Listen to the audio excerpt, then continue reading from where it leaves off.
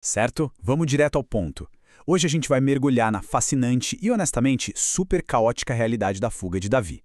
Pensa num cenário de perseguição implacável por parte do rei Saul.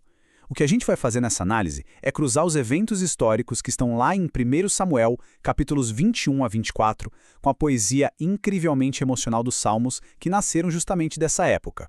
Basicamente, a gente vai ver como o terror puro e simples foi transformado em teologia profunda. Antes de entrar nos detalhes de toda essa história, a gente precisa absorver o impacto visceral de um clamor como esse. Fui esquecido pelos corações como um morto, tornei-me como um vaso quebrado. Sabe, isso passa longe de ser uma angústia teórica de alguém no conforto de casa. É a realidade nua e crua de um homem que foi riscado da sociedade, tratado literalmente como um objeto inútil, totalmente descartável. E para organizar o nosso estudo, a gente vai seguir 5 passos. Falsas acusações e traição, depois o pavor e loucura em Gate, a caverna de Adulão, o cerco militar e isolamento, fechando com a teologia do refúgio. Colocar esses textos numa linha do tempo muda tudo, né? A gente passa a enxergar que não são só poemas soltos, e sim o estofo histórico, emocional e teológico da resiliência de Davi logo depois da ruptura final com a corte de Saul. É uma verdadeira jornada, uma progressão que desce até a mais absoluta vulnerabilidade, para só depois encontrar firmeza de novo. Primeira parada, falsas acusações e traição, explorando o contexto de oposição nos Salmos 7 e 52.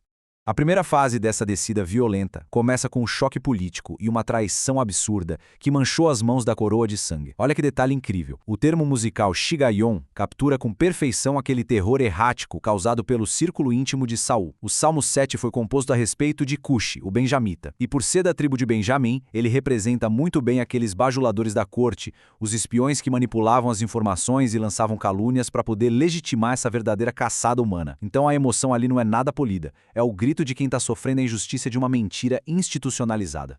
E o contraste que a gente encontra no Salmo 52 é gritante. De um lado você tem a maldade autodestrutiva de Doeg, o edomita, com aquela língua mentirosa que o texto descreve como uma navalha afiada. Foi a delação dele relatando que Davi tinha consumido os pães sagrados enquanto fugia que causou o terrível massacre de 85 sacerdotes inocentes em Nob. Mas do outro lado, a gente tem o salmista perseguido. Mesmo correndo risco de vida, ele se descreve de forma paradoxal, sentindo-se seguro, enraizado na misericórdia divina, florescendo como uma oliveira verde na casa de Deus. É de arrepiar. Parte 2. Pavor e loucura em Gate. Esse é o intenso contexto existencial do Salmo 34. Avançando um pouco mais, a narrativa chega literalmente no fundo do poço, bem no meio do território inimigo.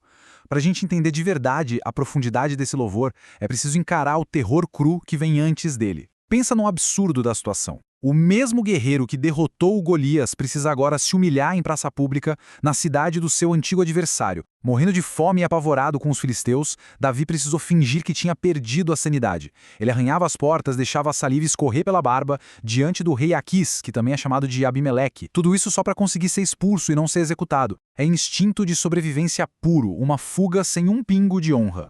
Terceira parte, a caverna de Adulão. É aqui que o caos vira escola de sabedoria, ainda no Salmo 34. Depois de ser expulso de Gate, acontece um ponto de virada que ninguém imaginaria. Uma caverna escura e poeirenta no deserto vira um verdadeiro centro de instrução. Quando a gente analisa a estrutura do texto, descobre que o autor impôs uma ordem belíssima em meio a todo aquele caos da fuga. O Salmo 34 tem uma estrutura alfabética, um acróstico todo detalhado. É simplesmente fascinante perceber que a mesma mente que, horas antes, fingia loucura para não morrer, agora está organizando meticulosamente a sua própria experiência de resgate para ensinar os outros, convidando quem está escutando a provar dessa mesma libertação. Isso mostra a transformação incrível do trauma em pedagogia, né? Lá na caverna de Adulão, o salmista não estava mais sozinho. Cerca de 400 homens marginalizados, afundados em dívidas e cheios de amargura se juntaram a ele. E aí Davi assume a postura de mestre. Ele começa a orientar esses exilados, chamando todo mundo afetuosamente de filhos, ensinando que o verdadeiro temor a Deus é o único caminho para o bem. O livramento que era só dele vira uma sabedoria coletiva fantástica. A poesia nesse ponto prova uma coisa formidável. A verdadeira segurança, afinal de contas, não estava escondida atrás dos muros de um palácio de luxo. Estava ali, na poeira de uma caverna, na compreensão de que o livramento de Deus está muito perto de quem tem um coração quebrantado. O texto chega a dizer que nem um osso seria quebrado. A bondade divina para de ser uma ideia abstrata e distante e passa a ser um alimento provado e saboreado no ápice da crise. Quarta etapa do nosso estudo: o cerco militar e o isolamento. A experiência viva que a gente sente lendo os Salmos 27 e 31. Quando a gente dá um passo fora daquela caverna, a realidade dura do deserto volta a dominar tudo, viver sob uma ameaça constante. E os Salmos 27 e 31 documentam muito bem essa carga extrema de estresse. A ameaça física daqueles exércitos de Saul fazendo incursões vinha acompanhada de um apagão social completo.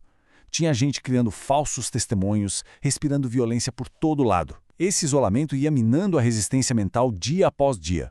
É literalmente a vivência de alguém oscilando de um lado para o outro, entre o medo que paralisa e uma fé que queima intensamente.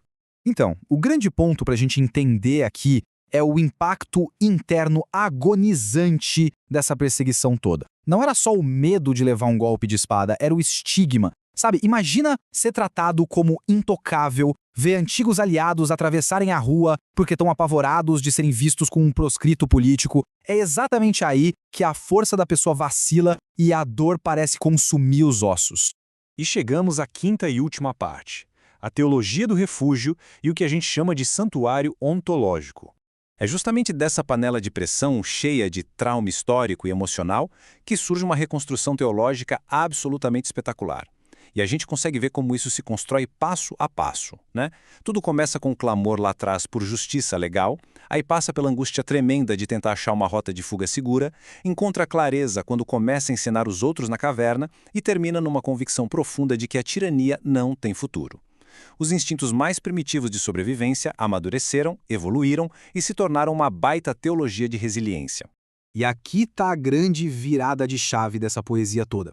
Como o acesso físico ao tabernáculo tinha sido cortado à força por causa da perseguição política, o autor precisava justificar essa lacuna teologicamente. O refúgio mudou de lugar. Ele deixou de ser um prédio em Jerusalém, um local físico, e passou a ser um estado de ser, um santuário ontológico. É como uma fortaleza invisível. Lá, quem busca refúgio se mantém são e salvo numa presença constante de Deus, não importa onde os pés estejam pisando naquele momento. Toda essa nossa análise convida a gente a refletir sobre a resiliência humana quando tudo desmorona em caos absoluto. Pensa bem, quando as tropas te cercam, os amigos desaparecem e o próprio sistema se volta contra você espalhando mentiras, de onde vem a nossa segurança real? A jornada que a gente viu nesses salmos mostra com muita clareza que a verdadeira proteção pode morar, na verdade, na entrega da gente a um refúgio que nenhuma arma no mundo consegue atingir. É uma lição histórica formidável e que ainda ecoa forte hoje em dia. Fica aí essa reflexão gigante e a gente se vê no nosso próximo estudo.